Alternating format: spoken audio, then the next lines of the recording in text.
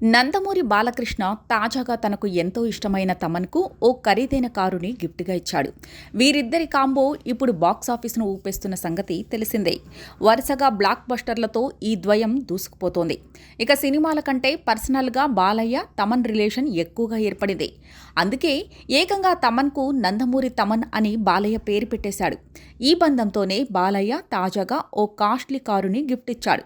దగ్గరగా ఈ కారు విలువ ₹1,00,00,000 పైగానే ఉంటుందని సమాచారం. ఈ న్యూ బ్రాండెడ్ ఫార్చ్ కార్ని బాలయ్య స్వయంగా కొని రిజిస్ట్రేషన్ చేయించి మరీ ఇచ్చాడు. ప్రస్తుతం వీరి బాండింగ్కు సంబంధించిన ఫోటోలు, కొత్త కారుతో బాలయ్య తమన్ దిగిన ఫోటోలు నెట్టింట్లో వైరల్ అవుతున్నాయి.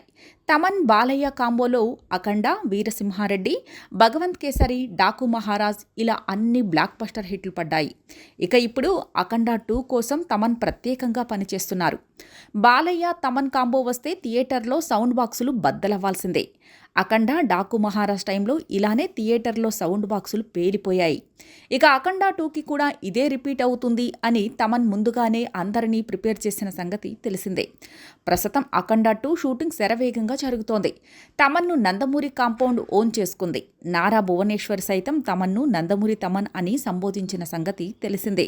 ఇలా కార్లు గిఫ్ట్ ఇవ్వడం అనేది టాలీవుడ్లో కంటే కోలీవుడ్లో ఎక్కువగా జరుగుతూ ఉంటుంది. కోలీవుడ్లో సినిమా సక్సెస్ అయితే నిర్మాత ముందుకు వచ్చి హీరోకి, దర్శకుడిగా, సంగీత దర్శకుడికి కార్లను గిఫ్ట్గా ఇస్తుంటారు. టాలీవుడ్లో ఈ సంప్రదాయం చాలా తక్కువ.